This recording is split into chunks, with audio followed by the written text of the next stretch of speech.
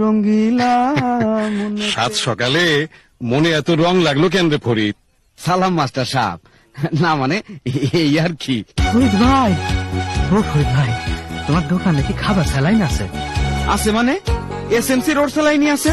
ফরিদ, তুমি SMC road saline রাখো? জি master সাহেব, শিক্ষা পাইছি তারপর থেকে রাখি। কিছুদিন আগে আমার মাইয়াটা ডায়রিয়া হইল, খাবার স্যালাইন কই পাই? আমি তো দোকানে রাখি না, ডাক্তারের দোকান সে তো মেলা দূর। বাসায় ফিরা দেখি মাই আমার যায় যায়, তখনই ওর স্যালাইন খাওয়ানো শুরু করলাম।